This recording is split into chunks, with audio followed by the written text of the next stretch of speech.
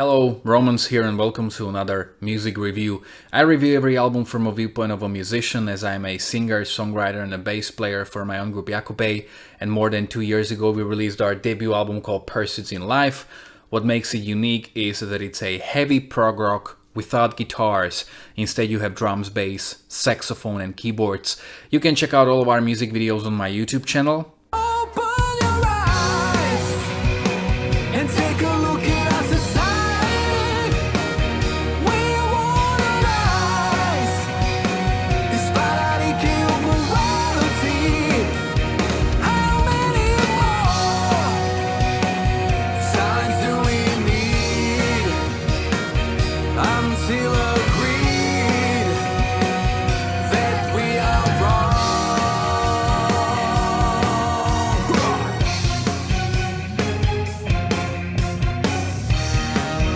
And in the description of all these videos you will find all the information about where is the record available. It's available on all digital platforms like Spotify, Tidal, Deezer, iTunes, Amazon, Bandcamp, but also in this digipack version of a CD with a very beautifully illustrated 20 pages long booklet.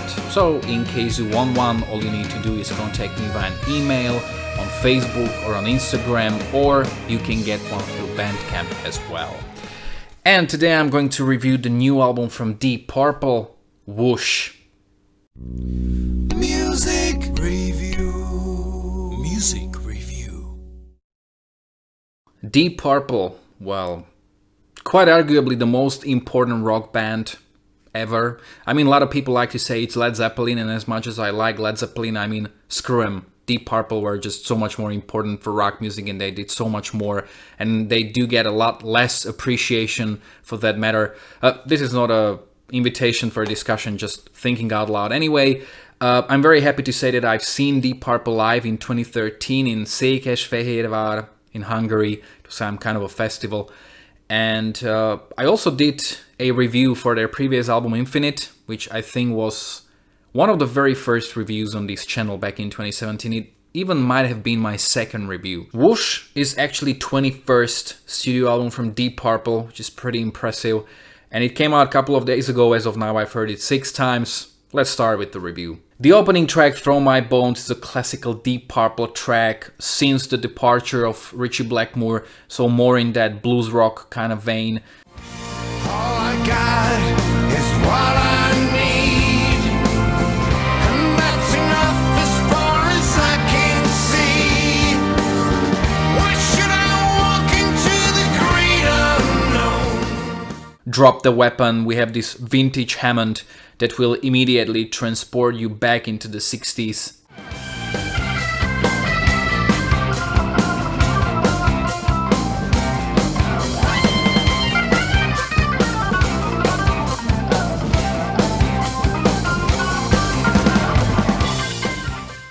We're All the Same in the Dark is the classical vintage hard rock a la Deep Purple. Difference between me and you, to tell the truth now, we're all the same in the dark.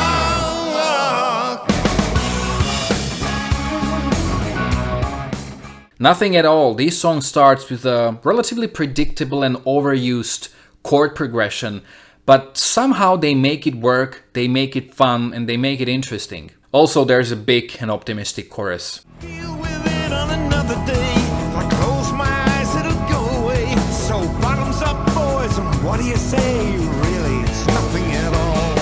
It's nothing at all. Nothing at all. Nothing at All proves that pentatonics will never grow old.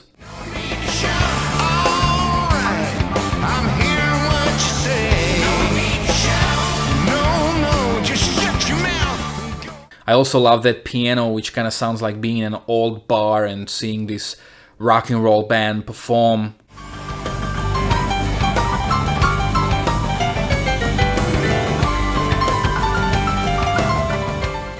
Step by Step is a bit more serious track that brings Perfect Strangers as an album to mind, which I really love. Moving on through the graveyard shift, no way out. That's the truth about the silent What the What, this is a classical rock and roll song with a boogie piano, and I love that suggestive lyric, like, what the what happened to you last night? I mean, every time I was listening to that, I was like, is that actually an F word in there? Like, does he swear? But no, it's what the what, but he says it in the way that it's very suggestive, and I really like that.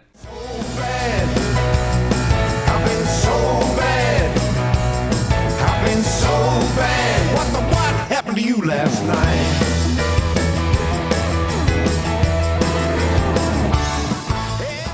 Another blues rock song is Long Way Around, but this is a bit less memorable one.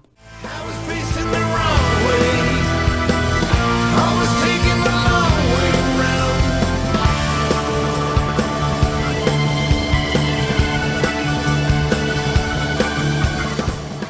around. I really like the dark atmosphere of The Power of the Moon.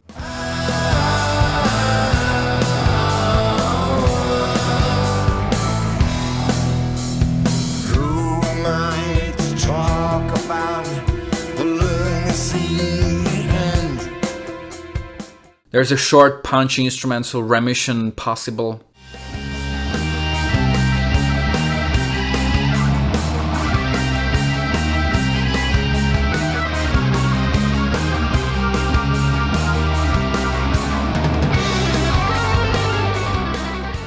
Man Alive is a symphonic track and a bit more serious in its tone.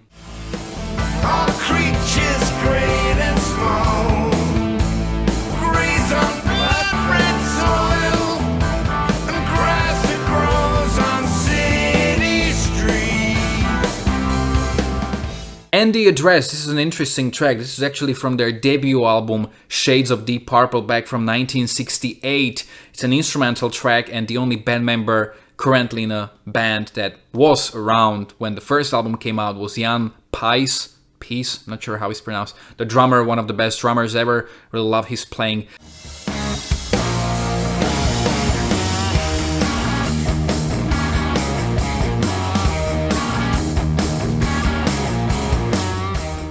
And, you know, like for the past 3 records, maybe it was just me, but I think all of the fans were kind of thinking like, okay, now what?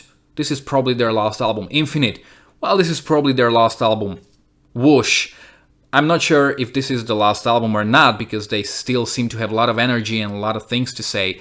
But anyway, if this is indeed their swan record, so to speak, they sort of make it go like the full circle. And with this track being from the first album, it's really like, this would be a perfect end. And even though it's a like, what, 52 years old track, it fits the record perfectly. The final track, Dancing in My Sleep, has some modern sounding keys, something that maybe I would like them to play with more, but I think that would go against their vintage image and vintage approach.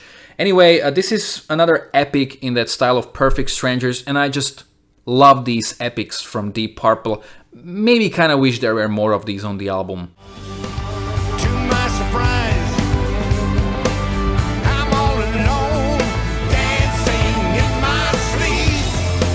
Oh yeah, dancing in my sleep. So to sum up, what's there not to love about this record? I mean, there might be some naysayers who would be like, you know, they're not bringing anything new to the table. It's pretty much what we've heard from the band so far. But, you know, this is the band that basically pioneered and helped create rock music. And they are just doing what they sort of came up with. And they're doing it so well. And also to think that the singer Ian Gillan and the bass player Roger Glover, they're both basically a couple of months younger than my grandma. I mean, they're 74 years old, and that's insane. I mean, I hope when I'm 74 years old, I will be still making records, maybe YouTube videos, but mostly records and music. And, you know, that's 44 years from now. And it's, I mean, like, wow, I can't even imagine being in that age. And it's so inspirational that they have the energy, they have, you know, like they have still something to say after so many years. It's super, super inspirational. And quite honestly, there aren't really that many bands like that. So let's see if they will be able to bring rock music into their 80s.